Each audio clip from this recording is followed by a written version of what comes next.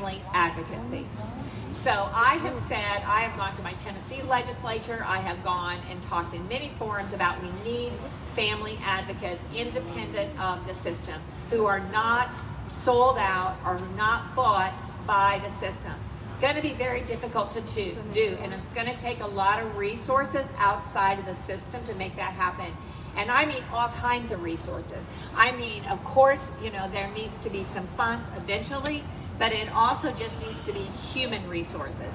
And it needs to be the type of human resources that wakes up every day and says, I can help somebody today. Okay? Yeah, every day, I can help somebody today, and what's that going to look like? Now, I'm going to tell you, as somebody who's worked in family law for 28 years, it's a struggle. It's a struggle to keep yourself in an emotional place to do that. And so therefore, those people need to have support. Okay, so there needs to be support for the supporters, all right? So it's going to take a lot of human resources, and we need to have those conversations about how we create peer-to-peer advocacy, and also that upper level of that type of advocacy that understands how to get parents directed to understanding the administrative rules, the rules of the agency, understanding how all the tricks, okay? It would be huge if parents just understood the tricks, right? Because they go in, they trust the system. Even as a lawyer who worked for people for years, people would ask me what's going to happen in court. And you know, I will tell you, I'll be honest with you, when I first started, I would look at a case that seemed to be so extreme, black or white, and I would say, oh, don't worry about it, this is going to happen, right? Or, oh, you didn't hurt your child, we'll get through this. And then the total reverse would happen, right? Like the whole case would get flipped, switched around, people lie, whatever. So I had to start telling people, I have no idea. I have no idea what's going to happen. I don't know who's going to lie. I don't know what the other side's going to do. I don't know what evidence they're going to hide. I don't know who's going to say what. So I have to tell you, it's not predictable. And that, for a parent who's just lost their child and they've not done anything wrong, is like, it's like stepping into quicksand. I don't know how else to describe it, because there's no way out of it. I mean, you can't swim out of it, you can't walk out of it, you can't climb out of it. You just are frozen, just stand still. You just become frozen in time. So, so the family advocate is so important. And I know that I'm seeing those pop up. Melina is in Florida. She sent me a group that she found that's doing, oh, there she is. She made it. She sent me one. There's one called Better Together or something. So I know with Family Forward Project, we have an advocacy program that we're continuing to develop, and we've got to focus in on family advocacy.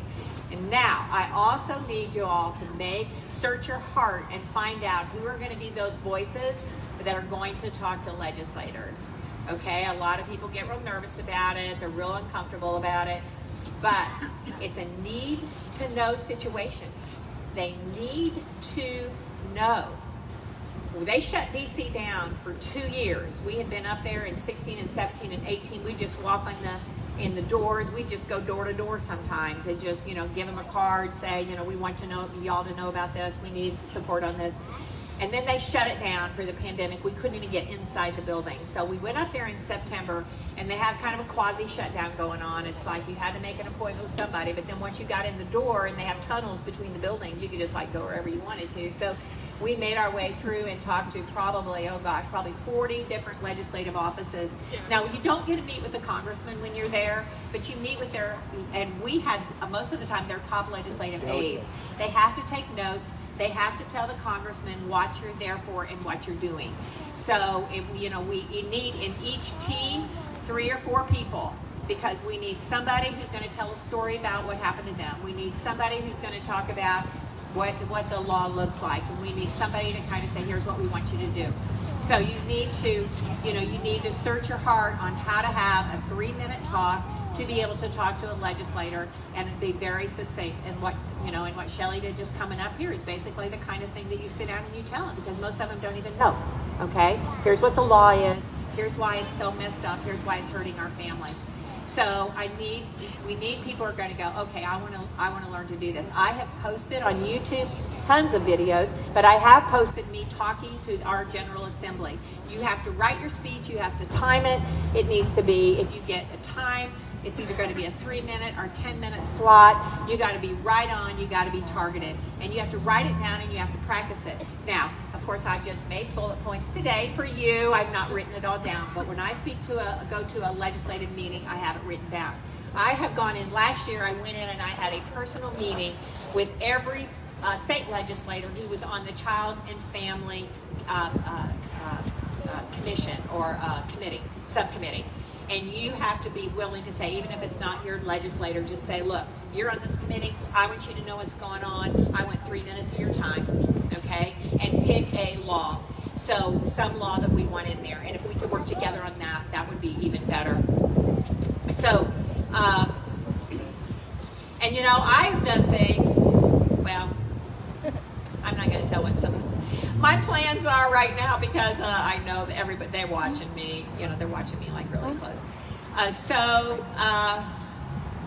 Those are the main things I want to talk to you about. Now, thank you for being here. As you walk away today, it's never the end, it's always a beginning. Every day's a beginning. And I want you to carry in your heart as God missions, and we have come a long way. I mean, in 2018, the Family First Services and Prevention Act passed to the reluctance of a lot of private contractors.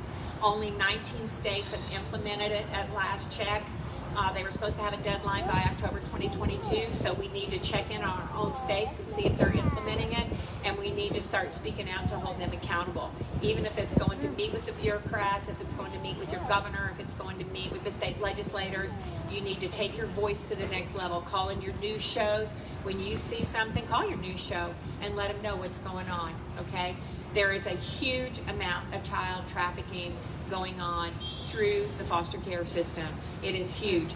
Last time I went to DC, I said, we know it doesn't work. Foster care fails. We know you're more likely to be in prison, not go to high school, not go to college, have your own children taken. You're being caught in the system generationally, just like Tammy described.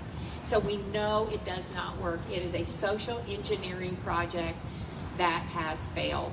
It has been 40 years in existence, and things do change, folks. I mean, you can look at, you know, there's a lot of things. I'm not going to take any more time because I know you have other people you want to hear from. But there's a lot of social experiments that have changed, okay? Remember, not that long ago, we were doing lobotomies where we cut people's heads open and split their brain in two, okay?